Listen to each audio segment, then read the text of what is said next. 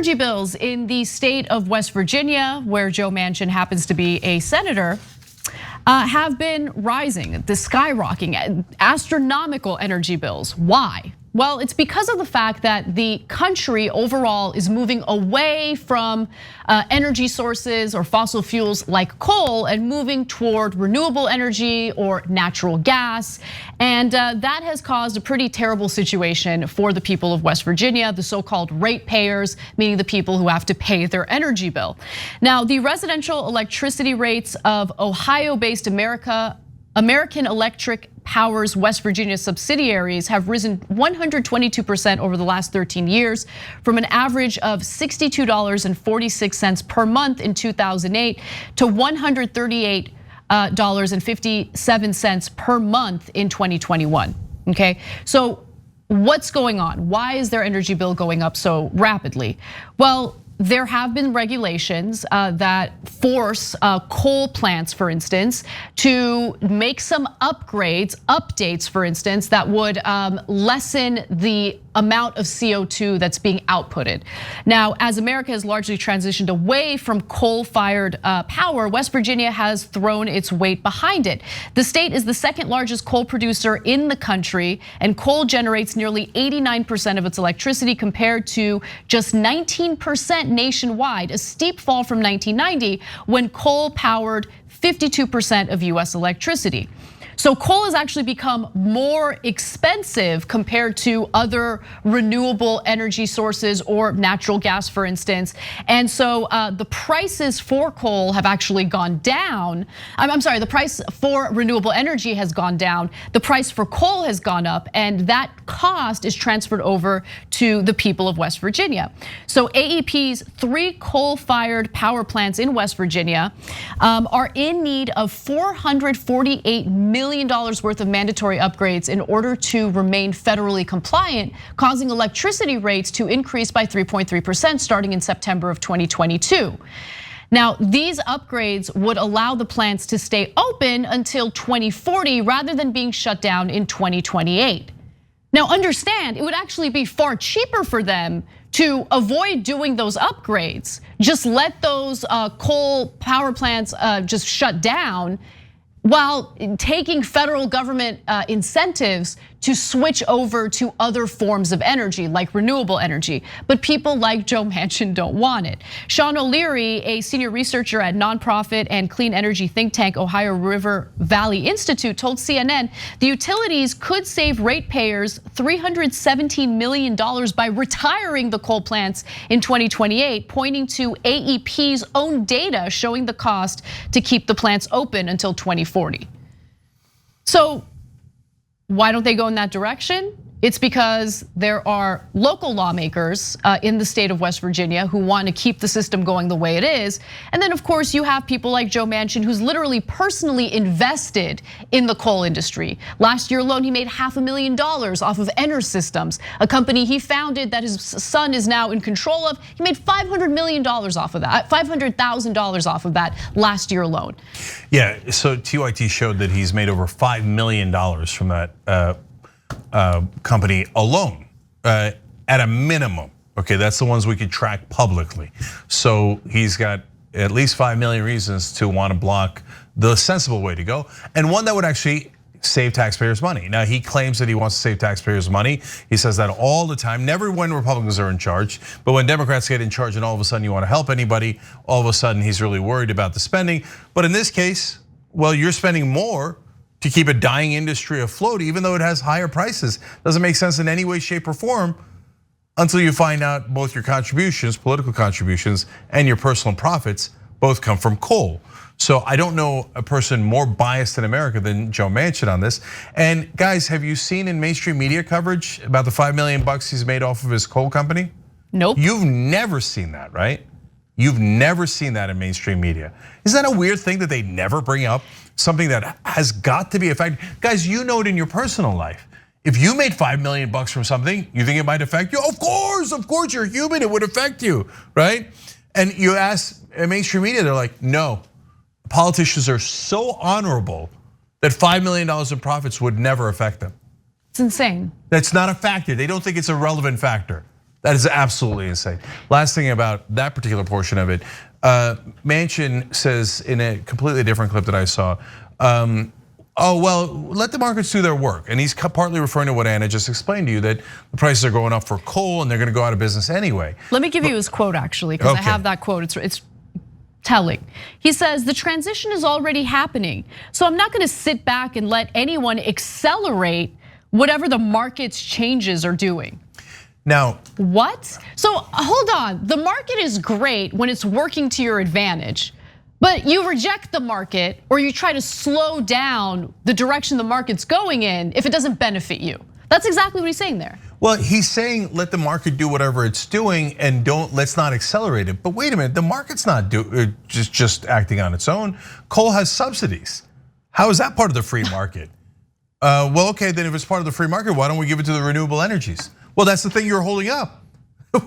Wait a minute, that doesn't make any sense at all. Who cares about the market, by the way? The planet is being destroyed. Like, we're spending so much money on a yearly basis to respond to extreme weather events, whether it's floods, wildfires, insane hurricanes in areas where we didn't typically have hurricanes. I mean, you want to talk about fiscal responsibility? This is not fiscally responsible in any way, shape, or form. I don't care what direction the market's going in. Obviously, we're dealing with a real crisis here in regard to the climate emergency, and we have Joe Biden being treated as if he's some sort of honest actor who isn't motivated by his own financial interests. You said Joe Biden. I'm sorry, Joe Manchin. Although, I misspoke, but also. But also.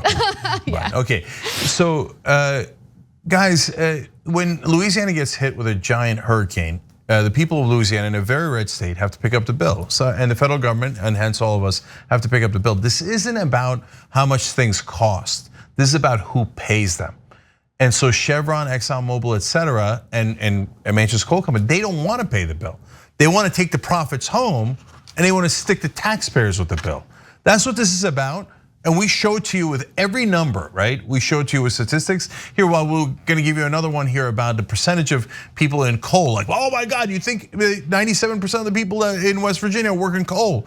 Oh, because in mainstream media, you always hear about coal, West Virginia's coal. It's Joe Manchin's an honest person who cares about the employees in West Virginia who all work in coal. None of it is true. So we're gonna prove it in a second, but you have to keep wondering why the rest of the media never tells you things that are obvious and an enormous factor. Why do they not tell you that? Why do they keep it hidden from you? It's weird. So let's take a look at this graph, because the graph breaks down where the jobs are in West Virginia. Relatively few West Virginians work in mining. In fact, coal mining employed around 13,000 people in West Virginia as of 2019, about 3% of the state's workforce. Again, 3% of the state's workforce, and that's down from 120,000 in 1950. Many of those jobs have been lost to automation and the rise of cheaper sources of energy. Like I said, natural gas being one of them. Coal-fired power plants, by the way, meanwhile, directly employ little more than 2,000 people in the state of West Virginia. So all of the talking points that you're either likely to hear from Joe Manchin or you've already heard from Joe Manchin in regard to how important coal is for workers in the state, it's all BS. Again, there's that massive conflict of interest when it comes to his own personal financial incentives. If he's invested in a company related to the coal industry and he's making $500,000 a year off of it, that's what's motivating him. He's not an honest actor. And this isn't just a problem with Joe Manchin. It's a problem with almost every member of Congress. Because remember, every member of Congress can invest in individual stocks. They can make trades based on undisclosed intel, information that we're not privy to as American citizens. This is stuff that happens day in and day out. Those conflicts of interest are there, they're right in front of our faces, and we're all having a discussion about these negotiations as if we're dealing with honest actors. They're not honest actors. The system is fundamentally broken. The incentives are in the wrong place. And whenever anyone in mainstream media does good reporting, their own network then immediately ignores it, right? So this original story is from CNN. about the woman who's struggling paying her electric bills in West Virginia.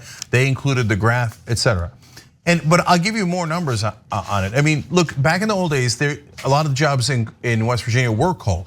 Back in 1950, 120,000 jobs, when they had a lot less people in West Virginia, were coal jobs. That was the main driving force in West Virginia. But that was 70 years ago, right? So now, in terms of people working directly at the factory, it's only 2,000 people. In overall, in the natural resources and mining industry at large, that's where you have 13,000 people. That's it, 13,000 people. That's 3% of the workers in West Virginia. 3%.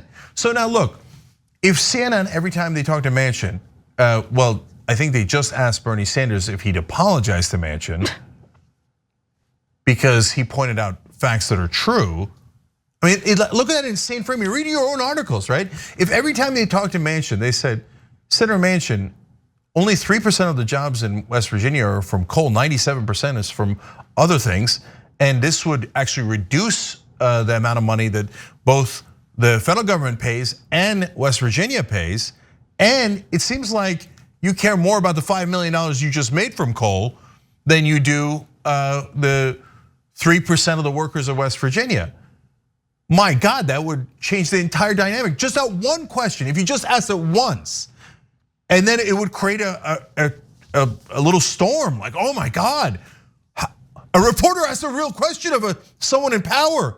Oh, and then everybody else would ask the reporter to apologize to Manchin for pointing out facts. What is wrong with our media? Why won't they say things that are true? It's infuriating, and at the end of the day, the worst part of it is it affects you.